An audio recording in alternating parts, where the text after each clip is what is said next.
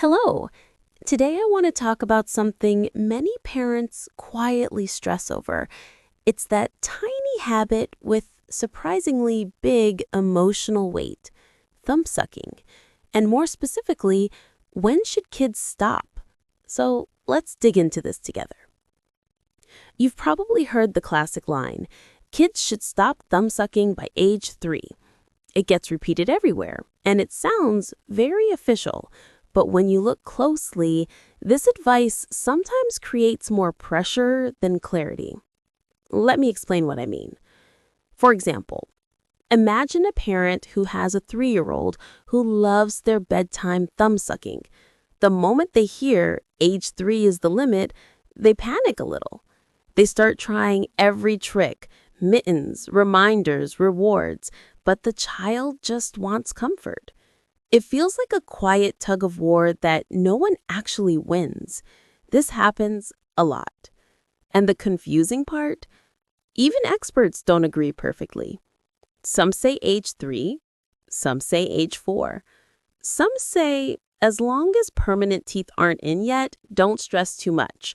So what are parents supposed to believe? It's tough. The general idea behind the advice does make sense. Long-term thumb sucking can affect tooth alignment and jaw growth. But, and this part often gets skipped, these changes usually happen with strong, frequent sucking over many years. Light, occasional bedtime sucking is a completely different story. It's like the difference between tapping your foot to music and running a marathon. Same body part, very different impact. And here's another thing we don't talk about enough. Thumb sucking is not just a habit. For a lot of kids, it's a self-soothing tool. It's how they deal with being tired, overwhelmed, or unsure. When adults say, just stop, it can feel to a child like we're taking away their tiny safety blanket. Of course they resist. Anyone would. Parents often tell me, I know I shouldn't pressure them, but I also don't want their teeth to get messed up. And honestly, that worry makes total sense. It's a very real dilemma. Let them self-soothe or protect their dental development. It feels like you have to pick one, but you actually don't. Here's the perspective I personally find helpful. Not perfect, just helpful. Thumb sucking becomes a dental concern mainly after age 4 to 5, especially if the sucking is strong. So instead of thinking they must stop before age 3, it might be easier to think, let's gently guide them across the next couple of years. Gentle progress counts. Small steps count.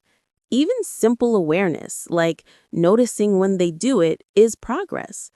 Kids change a lot between 3 and 5. Many naturally drop the habit on their own as they gain other ways to comfort themselves, like cuddling a toy, talking, or asking for a hug. And if the habit continues past age 4 or 5, that's still not a reason to panic. It's just a sign that you and your child can explore new soothing tools together. Something like, let's try this soft toy while we read your story, instead of, stop doing that.